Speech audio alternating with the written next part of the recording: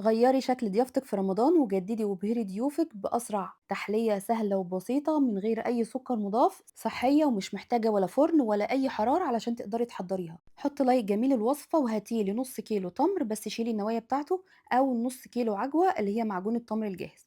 حُطّي لي في الكبة بتاعتِك أو في مطحنة الخلاط كوباية من أي نوع مكسّرات مشكّلة بس تكون سادة مش مملّحة.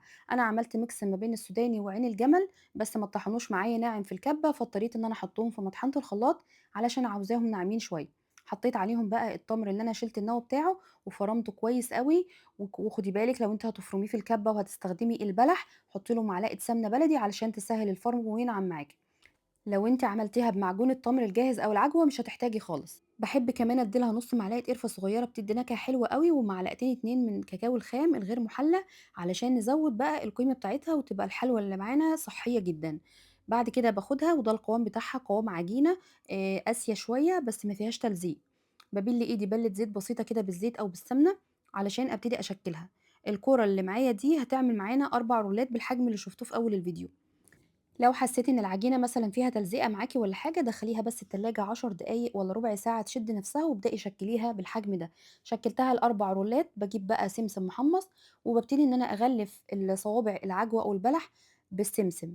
بعد كده باجيب بقى أي شوب stick عندي أو أي معلقة، بابتدي أعمل تجويف جوّه الرولات اللي أنا عملتها دي علشان هنحط الحشوة جواها. طبعًا ممكن تكتفي بكده زي ما هي، وبالمناسبة أنتِ ممكن تاخدي الرولات دي تستخدميها لأي حشوة قُرَص أنتِ حاباها، وبتدخل الفرن عادي جدًا من غير ما تنشف. عملت تجويف كده جوّه رولات العجوة أو معجون التمر، وباعيد على التجاويف دي بإيدي كده علشان هنبتدي نحشيها دلوقتي.